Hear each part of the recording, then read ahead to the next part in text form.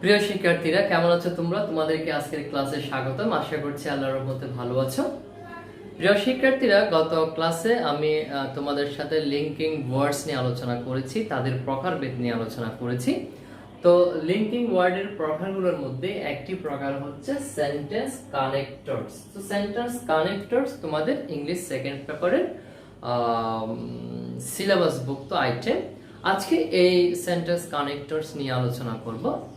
আমাদেরকে প্রথমে জানতে হবে সেন্টেন্স কানেক্টর কি, সেন্টেন্স কানেক্টর সেন্টেন্সে কোথায় ব্যবহৃত হয় এবং সেন্টেন্স কানেক্টরের ফাংশনগুলা বা পারপাসগুলা কি কি।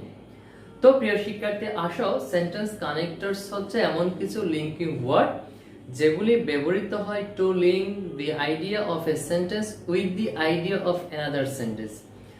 সেন্টেন্স কানেক্টর হচ্ছে এমন কতগুলো লিঙ্কিং শব্দ যেগুলি একটি বাক্যের ধারণাকে আরেকটি বাক্যের ধারণার সাথে সংযুক্ত করে, অথবা আমরা এভাবে বলতে পারি sentence connector connects two sentences, that means simple sentences. Sentence connector দুটি সিম্পল সেন্টেন্সকে যুক্ত করে এবং এই সেন্টেন্স কানেক্টরগুলো সাধারণত সিম্পল সেন্টেন্সের শুরুতে, at the beginning of a sentence means of a simple sentence. Simple সেন্টেন্সের শুরুতে সেন্টেন্স কানেক্টরস গুলো ব্যবহৃত হয়। যেহেতু দুইটা সেন্টেন্সকে যুক্ত করে, সেই জন্য এই লিঙ্কিং ওয়ার্ডগুলোর নাম হলো সেন্টেন্স কানেক্টরস। এখন জানবো আমরা সেন্টেন্স কানেক্টরস গুলা উদ্দেশ্য কি বা এগুলার কোন কোন অর্থ দেওয়ার ক্ষেত্রে এগুলা ব্যবহৃত হয়। Sentence connectors give various purposes like introducing ideas, adding ideas, showing compare and contrast, drawing a conclusion, etc. অর্থাৎ সেন্টেন্স কানেক্টর ব্যবহৃত হয় কোনো ক্রম বোঝানোর জন্য, অতিরিক্ত তথ্য প্রদানের জন্য, তুলনা, সাদৃশ্য, বৈসাদৃশ্য দেখানোর জন্য, অথবা কোনো কিছুর সমাপনী বা উপসংহার টানার জন্য। বিভিন্ন অর্থে এই সেন্টেন্স কানেক্টরগুলো বাক্যের শুরুতে, সিম্পল সেন্টেন্সের শুরুতে ব্যবহৃত হয়। তাহলে প্রিয় শিক্ষার্থী, এইবার চলো আমরা সেন্টেন্স কানেক্টরের যে পারপাস, সেই পারপাসগুলো জানার চেষ্টা করব। দেখো, আমি বোর্ডে লিখেছি sentence connectors and their purposes. Number one, first sentence connectors for list oblique chronological sequence, অর্থাৎ sentence connectors that are used for giving list or chronological sequence or order in a paragraph। অর্থাৎ একটি প্যারাগ্রাফে একটি বাক্যের সাথে আরেকটা বাক্যের order, sequence বা তালিকা, একটির পর একটি ধারাবাহিকতা, ক্রম বোঝানোর জন্য যে লিঙ্কিং ওয়ার্ডগুলো ব্যবহৃত হয় সেগুলো আমরা একটু দেখে নিই। ফার্স্ট, সেকেন্ড, থার্ড, ফাইনালি, এভাবেই চলবে। যত তালিকা থাকবে, যত অর্ডার থাকবে, এরকম থার্ডের পরে ফোর্থ আসতে পারে, ফিফথ আসতে পারে, এভাবে শেষে গিয়ে আমরা ফাইনালি শব্দটা যোগ করব। অথবা এরকম লিখতে পারো ফার্স্টলি, সেকেন্ডলি, থার্ডলি, ফাইনালি, অথবা ফার্স্টলি পরে যে সব সময় সেকেন্ডলি ব্যবহৃত হবে এরকম কোনো কথা নেই। ফার্স্টলি পরে then, after then, after that, finally.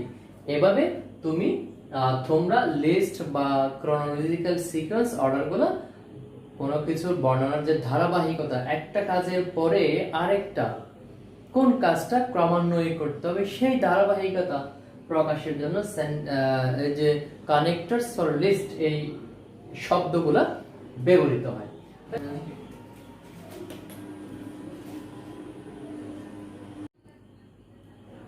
প্রিয় শিক্ষার্থীরা, তোমরা একটু খেয়াল করে, এখানে একটা এক্সাম্পল দিয়েছি যেটার মধ্যে আমরা যে চা তৈরির যে প্রক্রিয়া, কোন কাজের পরে কোন কাজ, একটা ক্রম, সিকোয়েন্স এখানে তুলে ধরা হয়েছে। To prepare tea, you have to follow some steps. চা তৈরি করতে হলে কিছু স্টেপস, কিছু ধাপ অনুসরণ করতে হয়। প্রথম কোন কাজ? First, you have to boil some water. প্রথমে কিছু পানি সিদ্ধ করতে হবে। Then mix tea leaves into the boiled water. সিদ্ধ পানিতে চা পাতা মিশ্রিত করো, এটা হচ্ছে দ্বিতীয় ধাপ। After that, তারপরে pour the water into a cup. তারপর একটি কাপে পানিগুলো ঢালো। And finally, সর্বশেষ ধাপ, finally mix sugar and milk with it. এর সাথে সুগার এবং মিল্ক মিশ্রিত করো। Thus you can prepare tea. এভাবে তুমি চা তৈরি করতে পারো। তাহলে প্রিয় শিক্ষার্থী, আমরা এখানে দেখেছি চা তৈরির একটি প্রক্রিয়া, একটি কাজের পরে কোন কাজটি করতে হবে, এবং এই প্রত্যেকটি হচ্ছে সিম্পল সেন্টেন্স, এবং এটা হচ্ছে এক একটা ধারণা। আমরা এখানে দেখতে পাচ্ছি ফার্স্ট এই সেন্টেন্স কানেক্টরটি বাক্যের শুরুতে ব্যবহৃত হয়েছে এবং এটার পরে কমা আছে, অর্থাৎ সেন্টেন্স কানেক্টরের পরে কিন্তু কমা থাকে। এবং এই যে একটা idea, you have to boil some water, এই আইডিয়া, এই ধারণাটাকে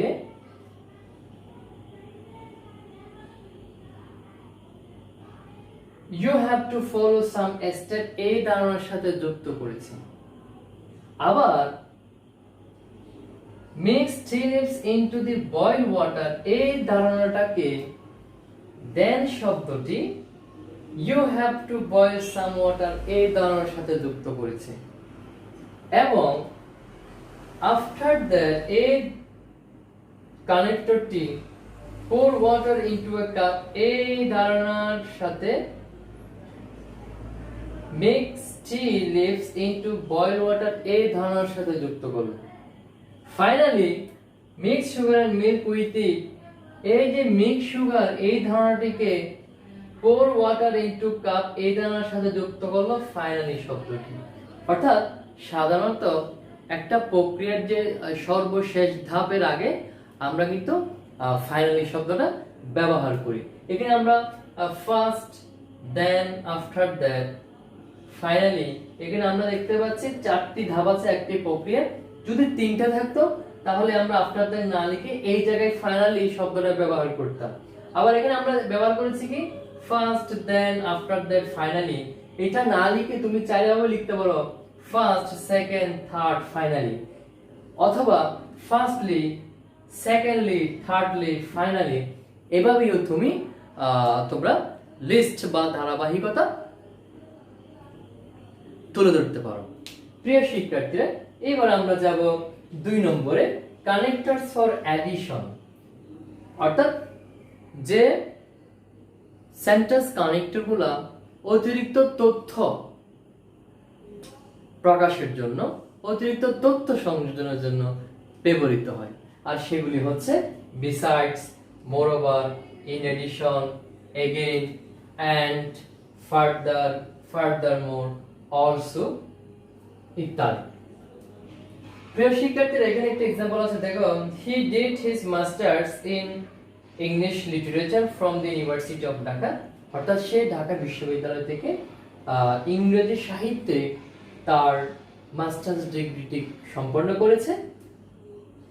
dash, moreover he is doing his PhD in linguistics, এবং সে ভাষা বিজ্ঞানে সে তার পিএইচডি ডিগ্রি করছে। English literature, masters in English literature, এটার সাথে অতিরিক্ত তথ্য দিচ্ছে, সেটা হচ্ছে ডুইং পিএইচডি ইন লিঙ্গুইস্টিক্স। অর্থাৎ একটা কথার সাথে আরেকটা তথ্য যোগ করার জন্য আমরা এখানে মোরওভার শব্দটি ব্যবহার করেছি। অর্থাৎ তোমরা চাইলে প্রিয় শিক্ষার্থীরা এই মোরওভারের জায়গায় বিসাইডস, ইন এডিশন, এগেইন এরকম শব্দগুলি ব্যবহার করতে পারো। দেখা যাচ্ছে যে প্রিয় শিক্ষার্থী, আমি আরেকটা জিনিস ক্লিয়ার করি এখানে, যদি এরকম আরো বাক্য থাকে যেগুলো দিয়ে অতিরিক্ত তথ্য যুক্ত হচ্ছে, সেই ক্ষেত্রে তুমি যদি প্রথমে মোরওভার ব্যবহার করো, তারপর বিসাইড ব্যবহার করতে পারো, এরপর ইন এডিশন ব্যবহার করতে পারো, এরপর ফার্দার ব্যবহার করতে পারো, এরপরে ফার্দার মোর ব্যবহার করতে পারো। এরকম আমরা একটার পর একটা ব্যবহার করে করে অতিরিক্ত তথ্য যতক্ষণ দেখব ততক্ষণ আমরা এই শব্দগুলো ব্যবহার করে যাব। প্রিয় শিক্ষার্থীরা, এবার আসো 3 নম্বরে। 3 নম্বর হচ্ছে কানেক্টরস টু শো কম্পারিজন। অর্থাৎ কিছু কানেক্টরস আছে যেগুলো ব্যবহৃত হয় কম্পারিজন, তুলনা তুলে ধরার জন্য, একটা বাক্যের সাথে আরেকটা বাক্যের তুলনা। কিরকম দেখো, আচ্ছা কিছু শব্দ আছে সেরকম হচ্ছে similarly, in the same way, correspondingly, likewise. কম্পারিজনের জন্য এই কানেক্টরস গুলি ব্যবহৃত হয়। এখানে একটা एग्जांपल দেওয়া আছে, দেখো, daffodils bloom and wither away within very short time. daffodils এক প্রকার ফুল। এই daffodils ফুলগুলা খুবই সংক্ষিপ্ত সময়ে প্রস্ফুটিত হয় এবং ঝরে পড়ে, শুকিয়ে যায়, wither away, শুকিয়ে যায়।